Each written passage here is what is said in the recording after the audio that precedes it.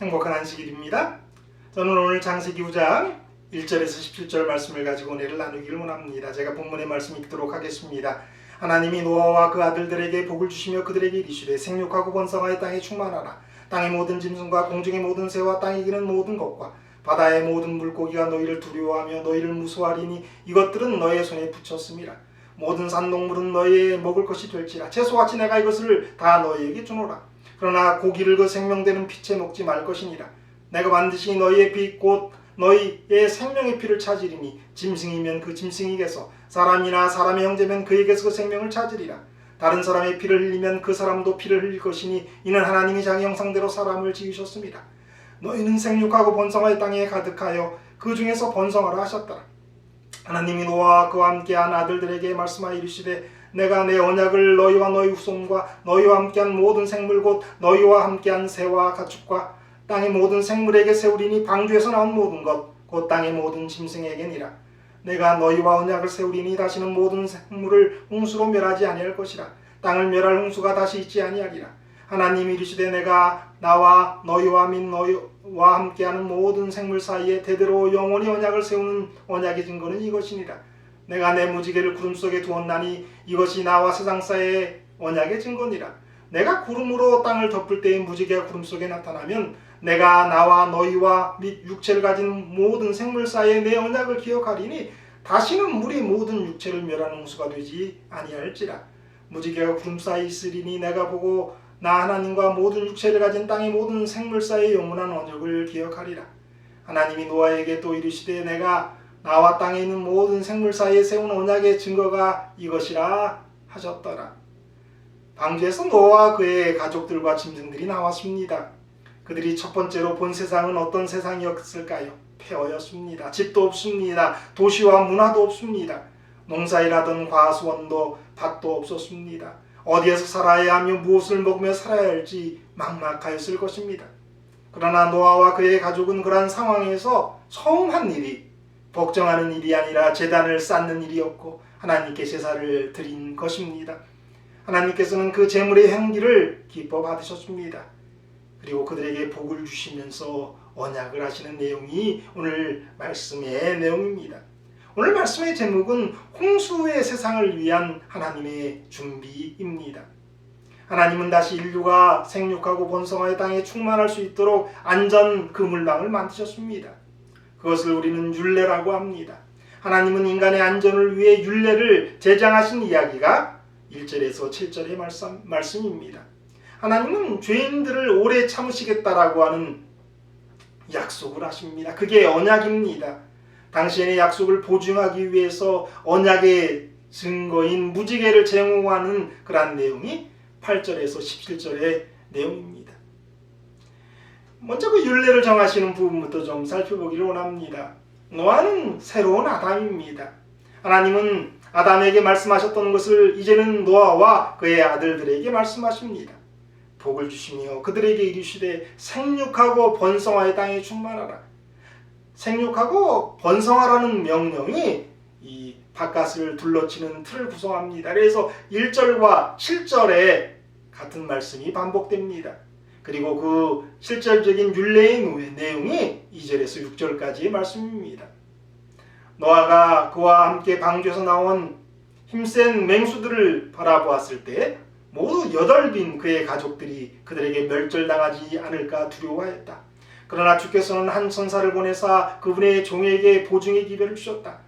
땅의 모든 짐승과 공중의 모든 새와 땅에 기는 모든 것과 바다의 모든 고기가 너희를 두려워하며 너희를 무서워하리니 이들은 너의 손에 붙이었습니다. 무릇 산 동물은 너희의 식물이 될지라. 채소같이 내가 이것을 다 너희에게 주노라. 이전에는 하나님께서 사람에게 동물의 고기를 먹도록 허락하지 않으셨다. 그분께서는 인류가 전적으로 땅의 수산을 먹고 살아가도록 의도하셨다. 그러나 모든 푸른 것이 죽어버렸으므로 그분께서는 방주 안에 보존되었던 정결한 동물의 고기를 먹도록 허락하셨다. 부조와 선지자 107페이지에 있는 말씀입니다. 그 율례의 내용이 아까 증언의 말씀처럼 그 방주에서 무서운 동물과 함께 내리는 겁니다.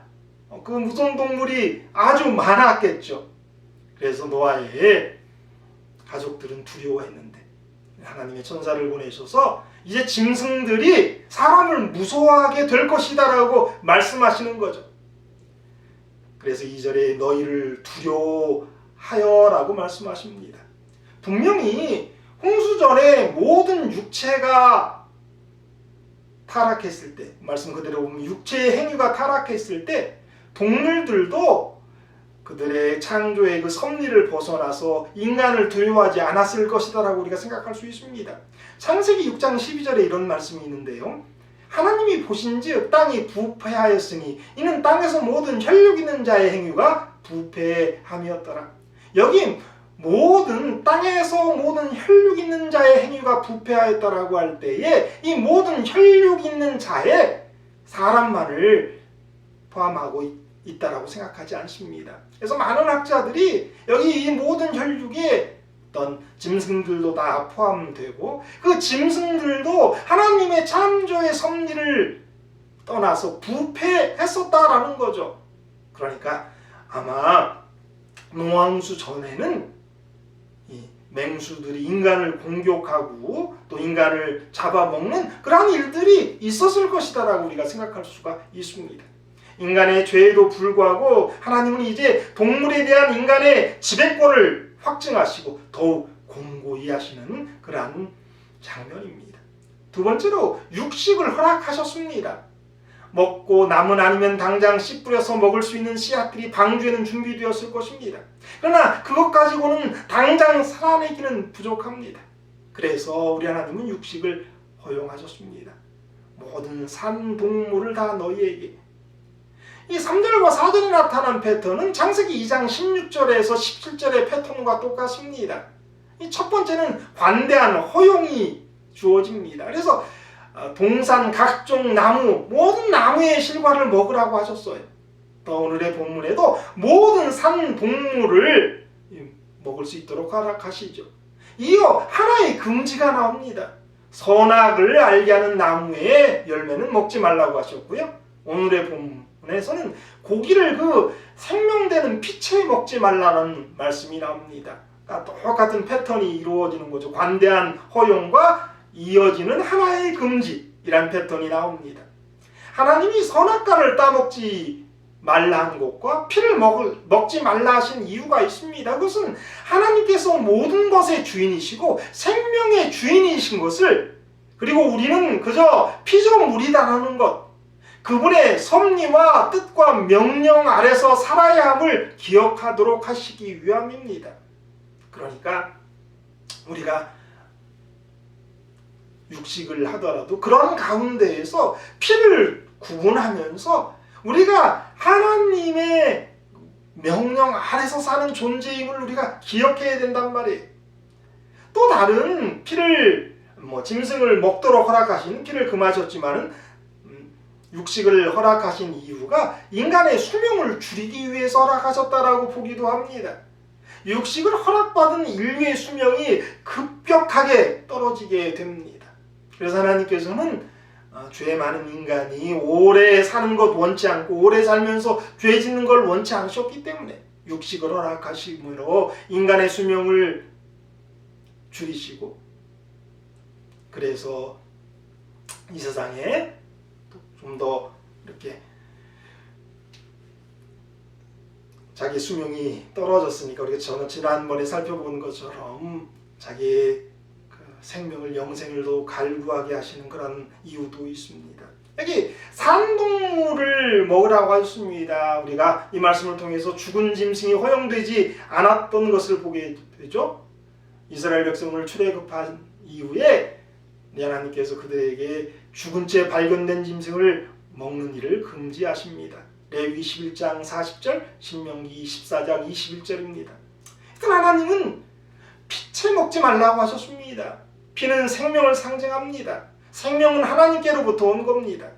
피를 제거함으로 생명을 취하는 것이 아니라 육신을 위한 양식을 취하는 것이 됩니다. 생명을 인간은 취할 수가 없는 거예요. 그래서 피를 제거함으로 생명을 취하는 것이 아니라 육신을 위한 양식을 취하는 것, 그러니까 인간을 위해서 이렇게 우리 하나님께서 허락하신 것을 보게 됩니다.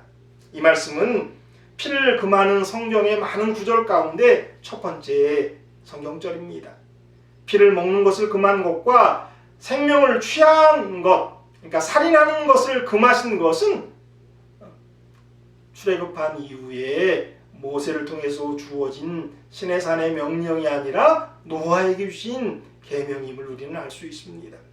여튼 피의 섭취를 금하심으로 생명에 대한 경외심을 인간이 갖고 짐승을 잔인하게 학대하지 못하도록 막으셨습니다. 세 번째 율례가 있는데요. 그것은 살인을 금하신 겁니다. 우리는 가인이 아벨을 살해한 이후에 라멕 때에 와서는 작은 상처나 멍 때문에 살인하는 모습을 볼 수 있었습니다. 그 이후에 명시적인 살인에 대한 언급은 없지만 6장 이후에 인간들의 타락을 볼 때 더욱 심각한 양상을 띄었을 것이 분명합니다. 네피림이 있었고요. 유명한 자들과 용사들이 대접받은 시대가 있었던 것을 우리가 배웠습니다. 하나님은 이미 타락한 인간들의 죄성이 방주를 통과한 이후에도 전혀 사라지지 않았던 것을 말씀하셨습니다. 그래서 살인에 대해서도 지침을 주십니다. 하나님의 형상대로 지음받은 인간을 살해하지 말라는 것입니다. 내가 반드시 결산을 요구하리라고 말씀하셔요. 내가 반드시 그에게서 그의 생명을 찾으리라. 이 법은 인간의 타락에 맞서 생명을 보존하기 위해 필요했습니다. 홍수전에는 극형이 존재하지 않았습니다.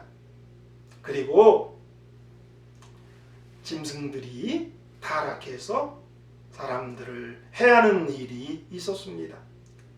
그러나 새로운 세상에서는 인간들은 더욱 안전해야 했습니다.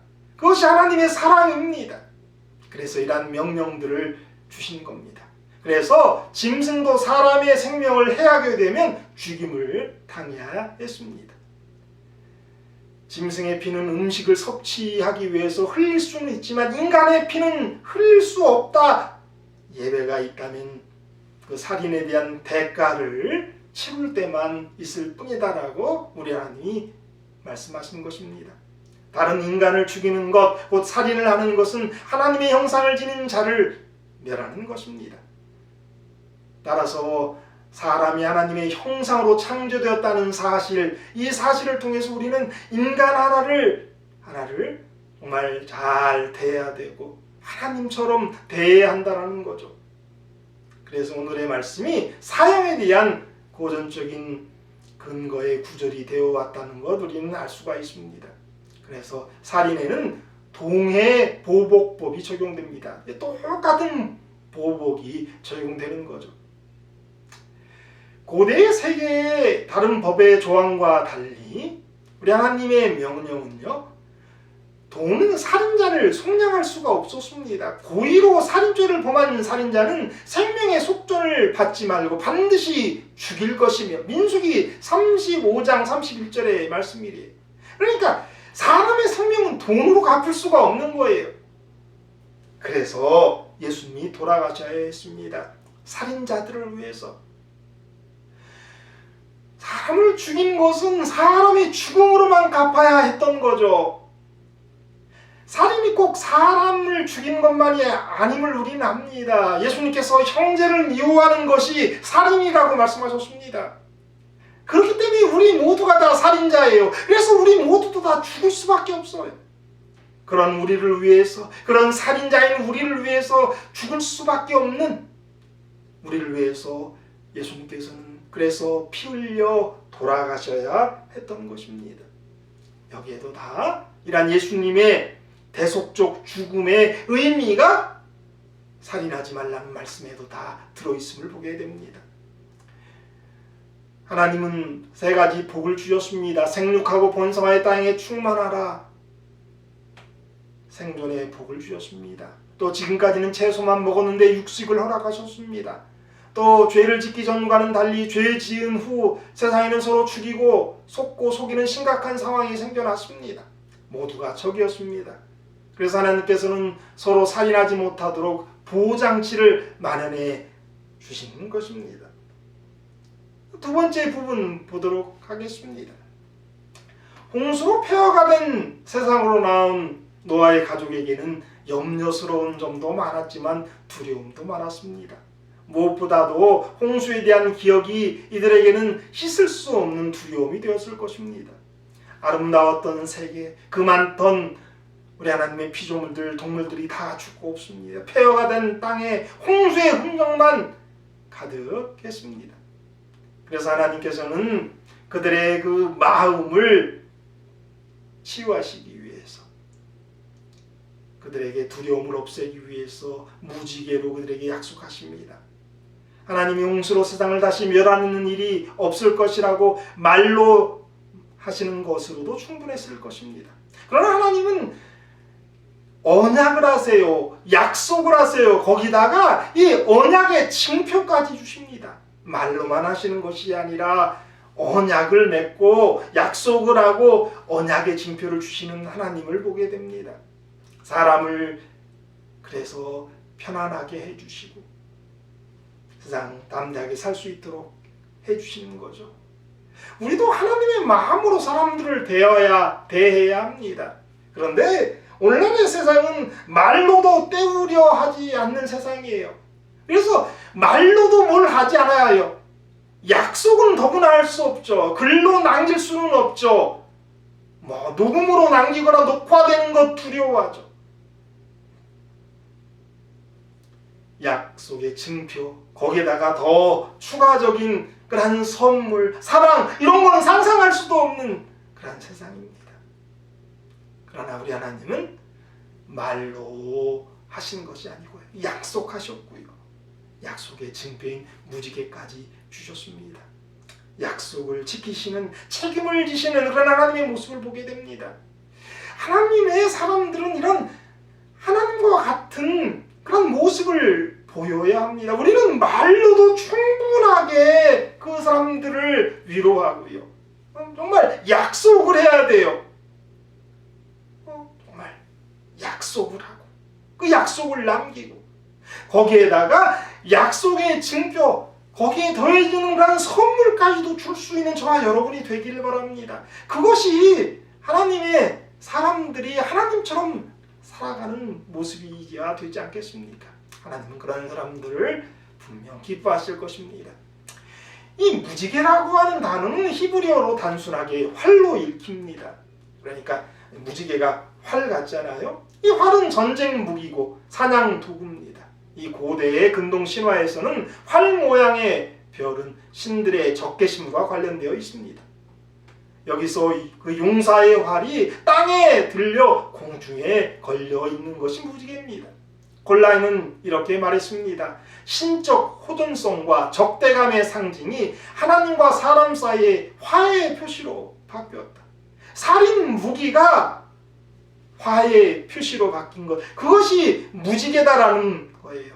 그래서 무지개가 히브리어 말로는 활이에요. 느슨해진 활이 땅으로부터 하늘로 뻗어나와 지평선에서 지평선으로 펼쳐져 있는데, 이는 하나님께서 자신의 약속을 기억하시도록 만든 겁니다. 이 약속은 우리 인간이 하나님의 약속을 기억하도록 하시기 위한 것이고, 또한 당신께서도 기억하시기 위해서 만드셨다라고 성경은 말씀하십니다. 무지개는 그것이 나타날 때마다 세상이 심판을 받아 마땅하다는 사실에도 불구하고 하나님의 자재와 자비를 보여주실 것임을 상기시켜주는 역할을 합니다. 내가 보고 영원한 언약을 기억하리라. 내 무지개를 내가 구름 속에 두었다. 여기 그 무지개는 우리 하나님의 무지개고요, 그 언약의 당사자인 짐승, 사람만 무지개를 보는 게 아니라 우리 하나님도 그 무지개를 보고 영원한 언약을 기억하신다는 겁니다. 무지개를 보시면서 하나님이 자신을 자제하고 통제하신다는 것입니다.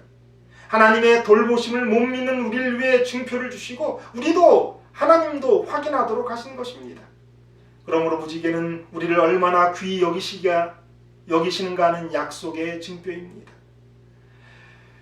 증언의 말씀이에요. 하늘에는 무지개 비슷한 것이 보좌를 두르고 있으며 그리스도 머리 위에 아치형을 이루고 있다. 에스겔 선지자는 그 사면 광채의 모양은 비오는 날 구름에 있는 무지개 같으니 이는 여호와의 영광의 형상의 모양이라 말한다.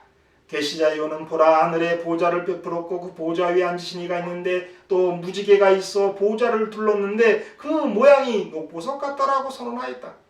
사람이 그의 큰 죄로 인하여 하나님의 심판을 초래할 때 구주께서는 그를 위하여 아버지께 간구하시며 회개한 죄인에 대한 하나님의 자비의 징표로서 구름 속에 있는 무지개와 보호자 주위를 두르고 있는 무지개와 자신의 머리 위에 둘린 무지개를 가리키신다. 부조와 선지자 107페이지에 있는 말씀입니다. 하나님의 보호자 위에 무지개가 있다라고 말합니다. 그리고 좀 더 나아가서 예수님의 머리 위에도 무지개가 있다라고 말씀하십니다. 인간이 죄 가운데 있을 때에 큰 죄로 우리 하나님께 이렇게 어려움 당할 때에 하나님께서는 예수님께서 가리키시는 당신의 보좌 위에 있는 무지개와 또 예수님 머리 위에 있는 무지개를 보시면서 인간을 용서하시고 사랑하신다라는 것입니다. 이 무지개 이건 흔한 것은 아닙니다. 그래서 정말 사람들이 다 좋은 기분을 좋게 하는데요. 아까도 말씀드렸지만 그래서 사람들이 무지개를 통해서 기억해야 할 것이 있는데 그것은 사람들이 왜 홍수로 멸망하였는지를 기억해야 합니다. 무지개를 볼 때 그냥 마냥 좋아할 것이 아니라 심판을 기억해야 돼요. 재림을 기억해야 돼요. 하나님의 자비를 기억해야 돼요. 하나님의 사랑을 기억해야 하는 것이죠. 그래서 무지개를 볼 때마다 우리는 좀 더 나아가서 우리가 죄 지었을 때에 우리 하나님께 우리를 용서해달라고 예수님께서 이야기하시면서 하나님의 보호자 위에 둘린 무지개를 지적하시고 당신의 머리 위에 있는 무지개를 이렇게 지적하시면서 우리를 용서하시라고 하시는 그 예수님의 탄원을 기억해야 될 줄 압니다. 이 무지개가 하나의 언약의 증거인데요. 구약에는 특별하게 3가지 언약의 증거가 있습니다. 첫 번째는 노아와 함께 주어진 무지개가 있었고요. 아브라함을 부르시고는 언약을 위해서 할례를 제정하셨고요. 시내산 위에서 이스라엘 백성과 언약을 세우기 위해서는 안식일을 그 언약의 증표로 삼으셨습니다. 그리고 신약시대 예수님께서는 당신의 피로 세우는 새 언약이 있음을 누가복음 22장 20절에서 보게 됩니다. 무지개, 할례, 안식일, 하나님이 세우신 3가지 위대한 언약입니다. 공간 속에 무지개죠. 인간의 몸에 할례죠. 시간 속에 안식일이죠. 그런데 예수님께서는 이 당신의 잔 속에 이 성만찬 예식의 그 잔 속에 이 모든 것, 그 잔은 당신의 죽으심을 얘기하는 거고 십자가를 나타내는 건데요. 이것 가운데에 이 똑같은 3가지 것을 다 채워놓으신 것을 보게 됩니다. 공간 속에 세워진 십자가, 먹고 마심을 통해서 인간의 몸에 들어가는 당신의 살과 피, 또 마실 때마다라고 하는 그 시간 속에서 또 똑같이 이 성만찬 예식이 그 잔이 공간과 인간의 몸과 시간 속과 관련되어 있음을 보게 됩니다. 마실 때마다. 고린도전서 11장 25절에서 26절이에요. 식후에 또한 그와 같이 잔을 가지시고 이르시되 이 잔은 내 피로 세운 언약이니 이것을 행하여 마실 때마다 나를 기념하라 하셨으니 너희가 이 떡을 먹으며 이 잔을 마실 때마다 주의 죽으심을 그가 오실 때까지 전하는 것이니라. 오늘날에는 우리에게는 무지개도 할례도 안식일도 엄청 중요한 언약의 징표입니다. 그러나 오늘 우리에게 더 확실한 징표가 있는데 그것이 성만찬 예식을 통해서 주어지는 그 새 언약의 잔, 성만찬 예식이라고 할 수 있습니다. 그 예식을 통해서 우리는 다시 한번 세워진 십자가를 생각하고 그 다음에 그분의 살과 피를 우리의 몸에 취하면서 그것이 우리의 속에, 우리의 마음에 새겨지게 되는 것이고, 또 그 성만찬 예식을 통해서 이 일을 행할 때마다라고 하는 어떤 시간적, 그래서 예수님 오실 때까지, 그래서 예수님은 내가 너희와 함께 먹을 때까지 다시 잔을 취하지 않겠다라고 약속하시지 않으셨습니까? 그러한 오늘날에도 언약의 더 확실한 징표가 우리에게는 바로 성만찬 예식이다라는 얘기를 할 수가 있습니다. 하나님께서 노아에게 하신 언약, 그것은 계약이죠. 그것은 하나님의 일방적인 계약이었습니다. 하나님께서는 노아와 그의 가족들에게 다시 시작할 수 있는 복을 주시며 계약을 하십니다. 사람이 반드시 해야 할 일과 해서는 안 될 일, 그리고 하나님이 하실 일입니다. 그것이 이제 인간이 해야 할 일과 해서는 안 되는 일이 1절에서 7절의 말씀이고요. 하나님이 하실 일이 8절에서 17절입니다. 만약에 이 순서가 뒤집혀서 1에서 7절이 8절에서 17절 뒤에 나오게 되면 사람에게 부여된 의무는 단지 계약조항으로밖에 읽힐 수밖에 없습니다. 그랬다면 노아의 언약의 주요 특징은 쌍방향이 되는 겁니다. 그러나 홍수 이후 상황이 지닌 일방성에 대한 강조를 이렇게 지속하고 있는데요. 먼저 우리 하나님께서 이렇게 해야 될 일을 하시고 언약을 하신 거예요. 뭘 했으니까 너희가 이걸 해야 한다라는 게 아니죠. 우리 하나님은 우리가 뭐를 함에 있어서 그것이 어떤 조건이 되지 않음을 이야기하시는 거죠. 우리 하나님이 다 명령하셨어요. 그리고 언약을 하셨어요. 조건이 아니었단 말이에요. 우리 하나님이 일방적인 사랑의 언약이, 그것이 노아와 맺은 언약이다라는 걸 우리는 여기서 보게 됩니다. 하나님은 다시 인류가 생육하고 번성의 땅에 충만할 수 있도록 안전 그물망을 만드신 겁니다. 그것이 우리가 율례라고 했습니다. 그래서 짐승이 사람을 두려워하게 되고 또 육식을 허락하시고 살인을 금하셨던 것, 이런 것이 율례예요. 그리고 그 이후에 우리 하나님께서 죄인들에 대해서 오래 참으시고 사랑하시고 용서하신다라고 하는 언약의 약속 무지개를 주셨습니다. 그러한 이야기가 오늘의 본문의 말씀입니다. 우리 하나님 참 좋으신 하나님이에요. 인간을 사랑하시는데 끝까지 사랑하시는 거예요. 그래서 두 가지 율례와 언약을 통해서 인간이 예수님 오실 때까지 있게 되길, 그러나 무지개의 언약을 통해서 우리 하나님을 기억하고 구원받기를 원하시는 것, 그것이 하나님의 뜻임을 오늘 말씀하십니다. 사랑하는 여러분, 우리 하나님 좋으신 하나님이라는 것, 오늘 율례를 주시고 언약을 하신 라는 말씀 속에서 깨닫는 귀한 시간 되기를 바랍니다.